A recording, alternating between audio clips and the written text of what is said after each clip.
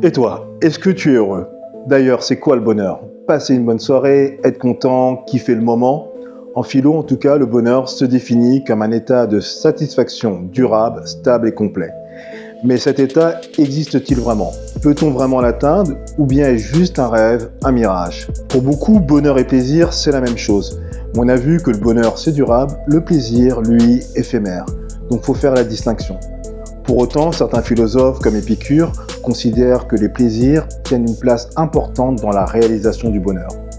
Mais attention, pas tous les plaisirs. Épicure distingue les plaisirs naturels et nécessaires des autres. Ce sont ceux qui mènent au vrai bonheur. Boire quand on a soif, manger quand on a faim. L'iPhone, les vacances à Dubaï, tout oublie. Aristote nous dit lui que le bonheur, eudémonia en grec, ce n'est pas une question de sensation. C'est plutôt vivre avec raison, cultiver sa vertu, ce qu'il y a de meilleur en nous, pour réaliser une vie bonne. Pas juste du fun donc, mais de la profondeur. Tu crois qu'on peut mesurer, calculer le bonheur, bref, utiliser sa raison pour être heureux? Le philosophe et économiste Adam Smith voit l'homme comme un être rationnel qui maximise son bonheur en faisant les bons choix.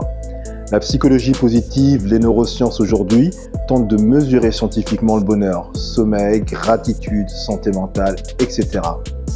Pour Kant, tout ça, c'est un peu des chimères. Selon lui, le bonheur est un idéal de l'imagination. Ça veut dire que chacun se fait son film sur le bonheur et qu'il est impossible à définir clairement. D'ailleurs, est-ce que tu sais ce qui te rend vraiment heureux?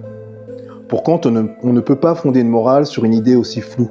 Conclusion, il vaut mieux faire son devoir que de courir après le bonheur. Schopenhauer est encore plus radical. Il affirme qu'on oscille entre la souffrance, quand on désire, et l'ennui, quand on a obtenu ce qu'on voulait. Tu n'as jamais éprouvé cette sensation? Autrement dit, vouloir être heureux, c'est peut-être le meilleur moyen de ne pas l'être. T'es mieux seul ou quand tu es avec tes potes? Peut-on être heureux dans la solitude? Les stoïciens considèrent qu'il faut se concentrer sur ce que tu maîtrises vraiment.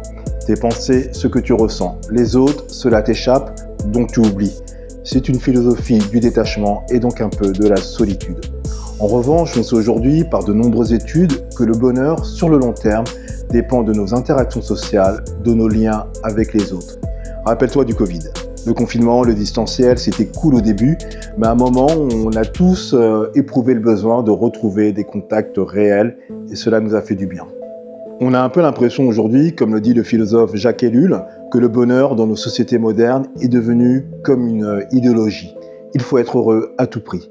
Et c'est parfois épuisant. Mais le bonheur ne passerait-il pas par un retour à la nature, une reconnexion avec notre environnement? Est-ce que tu te sens pas plus apaisé après une balade sur la plage, en montagne ou en forêt?